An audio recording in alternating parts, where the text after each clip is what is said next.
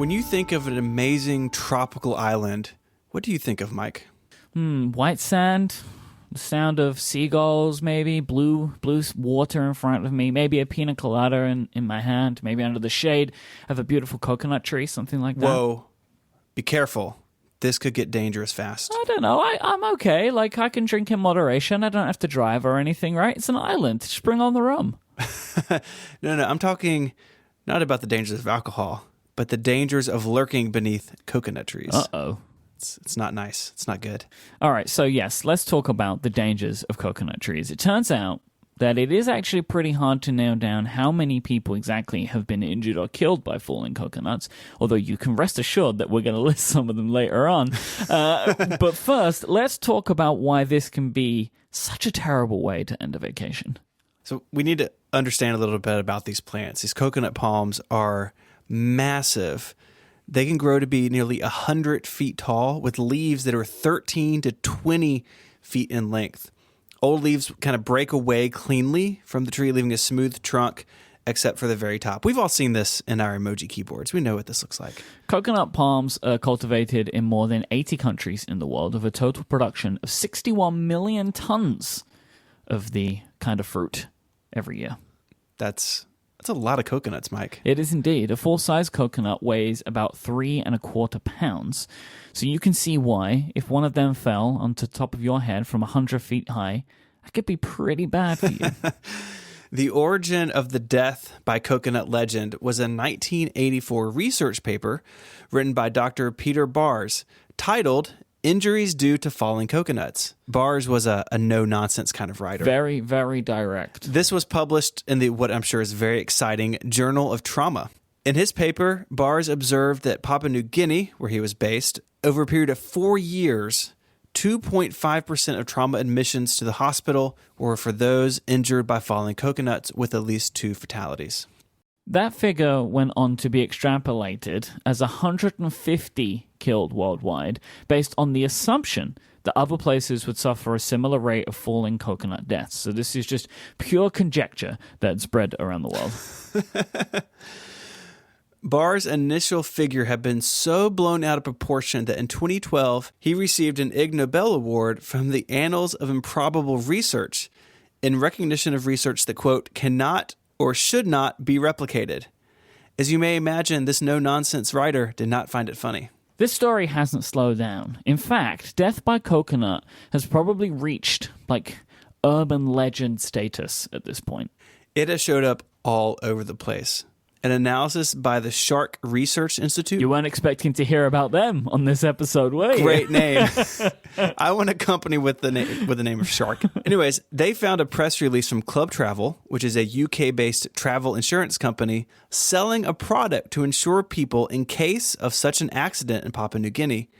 The release stated that coconuts were, quote, 10 times more dangerous than sharks. Well, there's the evidence. We've got it. Mike. It's right there. It's not evidence. The evidence. It's not. Concerns about death by coconut have been reported extensively in the media. In February 1985, the New York Times reported on the hazards posed by coconut trees and noted that falling coconuts could strike a person on the ground with a force of almost 2,000 pounds. It's a lot of force. In August 2001, the Toledo Blade reported that a check with experts found that a human was more likely to be killed by a pig or a falling coconut than a shark on the prowl for his dinner. What is going on? Why are pigs in this now? We have sharks and pigs. I want to know, how does the death rate compare to falling into an open manhole cover? What about being sucked into a jet engine? This is what the media needs to cover, Stephen.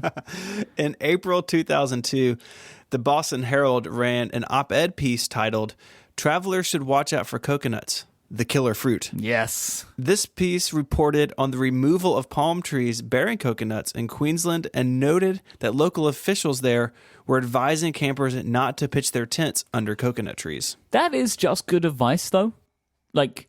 That part, just don't put them under, find another tree. In March 2003, the Morning Call in Pennsylvania reported, you are 30 times more likely to be killed by a falling coconut than by a shark. Sharks are back. This was repeated in 2005 by the Chicago Sun-Times and by CBS News in February 2009.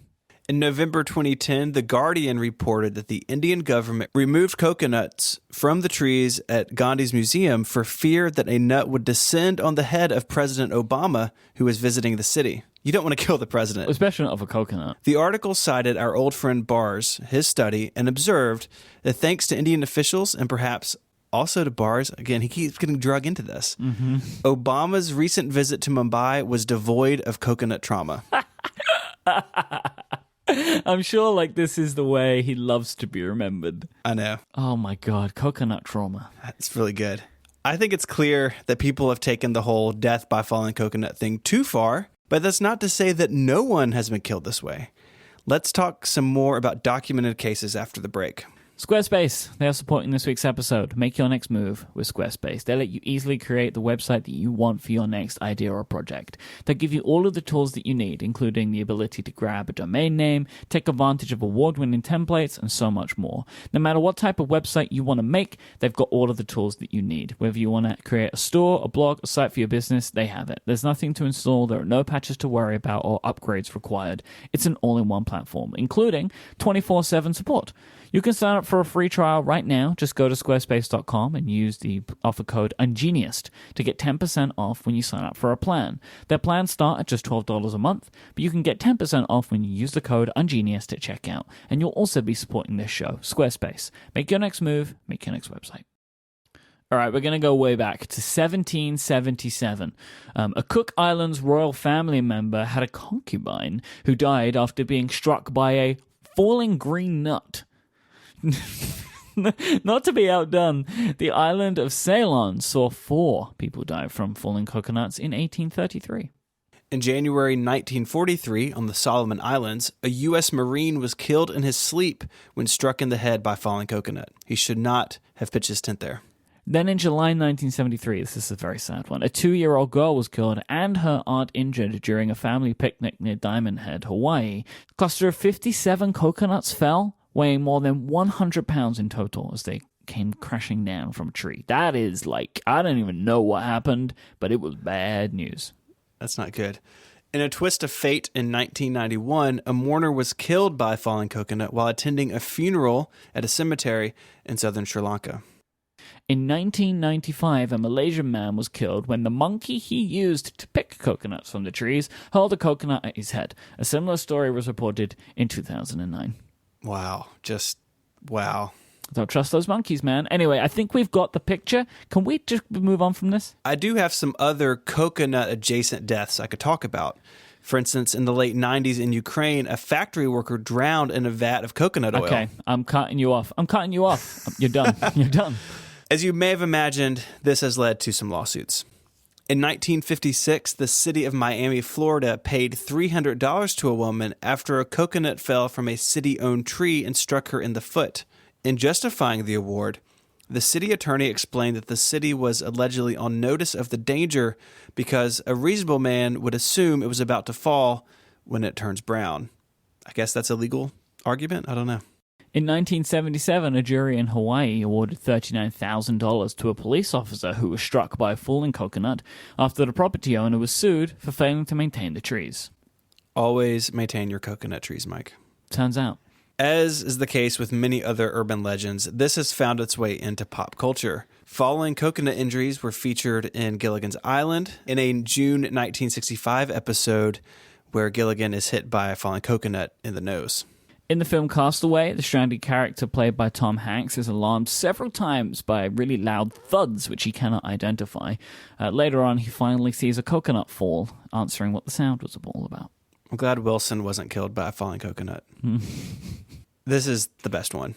In March 2006, Newsweek ran a satirical article on former Enron CEO Kenneth Lay, stating he testified that he sustained amnesia after being struck in the head by a falling coconut, and as a result of the injury, wasn't able to recall the events that occurred during his time at Enron. Made up, but hysterical. Very good. Very good. I like that a lot. This is my favorite, though. Keith Richards of the Rolling Stones underwent surgery for a brain injury in April 2006. Some press reports erroneously blamed the injury on Richards' head having been hit by a falling coconut. What really happened? He climbed a tree and fell from it.